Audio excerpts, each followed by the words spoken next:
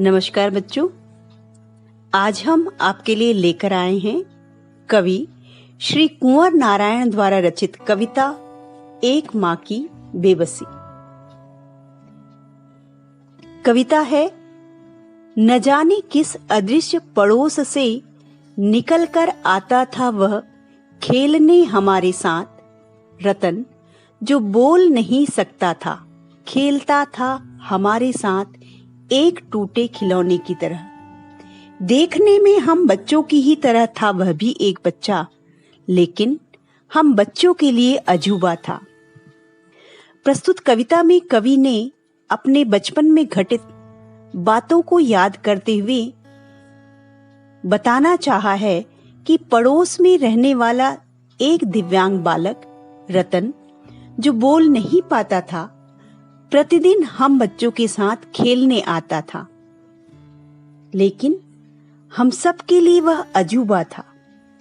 जिस तरह खिलौना टूट जाने पर भी खिलौना ही कहलाता है, उसी तरह हम सब की तरह वह एक सामान्य बच्चा ही था। पर फिर भी बोलने में असमर्थ होने के कारण वह हम सबसे अलग था। हम सब बच्चे रतन से घबराते थे, क्योंकि उसकी घबराहट तथा उसके द्वारा इशारों में कही गई बातों को हम समझ नहीं पाते थे। उसकी डरी सहमी सी आंखों में व्याकुलता दिखाई देती थी, उसे भी हम समझ नहीं पाते थे।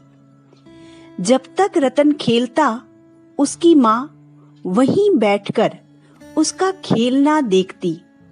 वह अपने बेटे के भविष्य और सुरक्षा को लेकर चिंतित और बेबस नजर आती।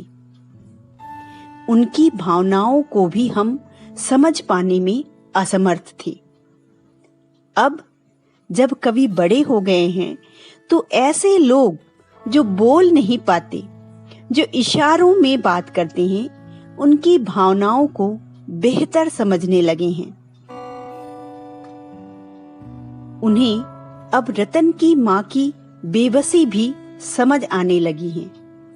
बच्चों, यह कविता हमें सामाजिक कौशल का विकास करते हुए अपने माता पिता के प्रति सम्मान तथा भावनात्मक जुड़ाव के मूल्यों को सिखाती है। साथ ही हमें यह भी सिखाती है कि समाज में रहते हुए हमें एक दूसरे की भावनाओं को समझना और उनका सम्मान करना आना चाहिए। विश्वास है आप सबको यह भावार्थ समझ आ गया होगा।